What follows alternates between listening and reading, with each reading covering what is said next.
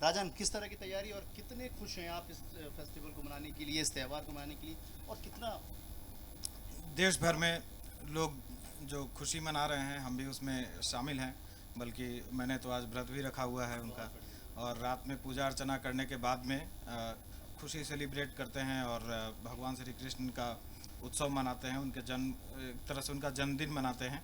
और भगवान का अवतार था उन्होंने, जो थोड़ा सा मैं इसके बारे में बिल्कुल अपने बिल्कुल बिल्कुल बिल्कुल। नाजरीन को बता दूं सभी लोगों को कि पता होना चाहिए, ये बिल्कुल। एक श्लोक है कि यदा यदा ही धर्मस्य ग्लानिर्भवति भारत अभ्युत्थानम अधर्मस्य तदात्मानं सृजाम्यहम् परित्राणाय साधूनां विनाशाय च दुष्कृतां धर्म संस्थापनार्थाय संभवानि युगे युगे। बिल्कुल, बहुत।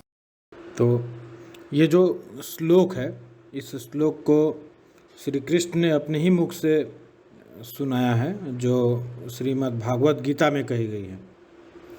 श्रीमद् भागवत गीता के 4थे अध्याय के 7वें श्लोक में भगवान श्री कृष्ण अर्जुन से बताते हैं, और वो कहते हैं कि जब जब संसार में पाप और अधर्म बढ़ने लगता है, लोग अन्याय एवं गलत कामों में लग जाते हैं और धर्म का विनाश होने लगता है, तब ईश्वर और धर्म माने अच्छे काम जब कम होने लगते हैं, समाप्त होने लगते हैं, तब इस संसार में अधर्म को रोकने और धर्म को फिर से वृद्धि करने के लिए मैं पृथ्वी पर अवतार लेता हूँ। वो आगे कहते हैं कि सज्जनों और साधुओं की रक्षा करने के लिए और पृथ्वी पर से पाप को नष्ट करने के लिए तथा दुर्जनों को माने जो गलत काम करने वाले हैं और पापियों के विनाश करने के लिए और धर्म की स्थापना के लिए मैं हर युग में बार बार अवतार लेता हूँ और समस्त पृथ्वीवासियों का कल्याण करता हूँ।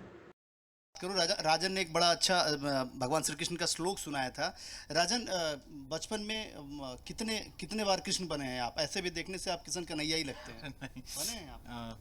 नहीं, कृष्ण बनने का मौका तो नहीं मिला, लेकिन हम लोग जन्माष्टमी दुर्भाग्यवश। मनाते थे। जन्माष्टमी मनाते थे और बड़े ही उत्साह के साथ, जैसा आप भी बिहार से हैं, आप देखते होइएगा कि वहाँ का जो माहौल होता है, सुबह से ही पेड़ों पे जो है झूला लगाया जाता है और सभी लोग जो है अपने आप को कृष्ण समझ करके झूलते रहते हैं, व्रत किए हुए रहते हैं। रात को जाकर के व्रत खोलना होता है, तो टाइम पास का एक जरिया होता है। कृष्ण के भजन आज गुनगुनाते हैं। कितने बजे, मतलब टाइमिंग क्या है आज जी, पूजा पारण का और पूजा का? पूजा का जो मुहूर्त है, जो मैं देख रहा था, तो 12 बजे से स्टार्ट हो जाएगी और 45 मिनट का शुभ मुहूर्त है, जिसके बीच में पूजा किया जाएगा और 12 बज के 45 मिनट के बाद में प्रसाद वितरण।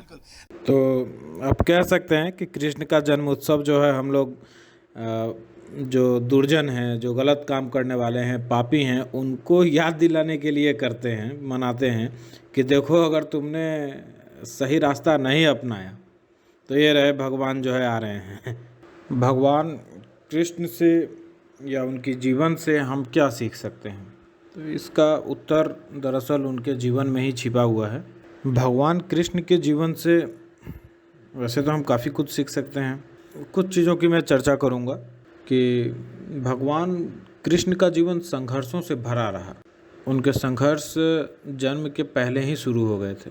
कंस कृष्ण के मामा थे और वो उनके जान के दुश्मन भी थे, क्योंकि आकाशवाणी में ऐसा कहा गया था कि जो देवकी की संतान होगी, यानी उनका कोई भांजा ही कंस की जान लेगा। तो इसकी वजह से वो भयभीत था और कृष्ण के जन्म की प्रतीक्षा करने लगे कि भाई ये जन्म ले तो इनको भी हम हत्या इनकी कर सकें। तो एक तो कृष्ण भगवान का जन्म जो है कारागार में हुआ।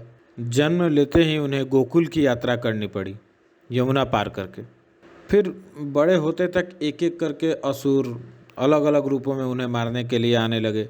उनका जीवन इतना संघर्षपूर्ण रहा कि उनमें 16 कलाएं विकसित हो गईं।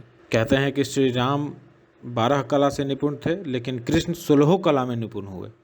उनसे जो एक सीख हम मानव ले सकते हैं आज के दौर में, वो ये कि असफलताओं को स्वीकार करके आगे बढ़ना, यह कोई उनसे सीखे।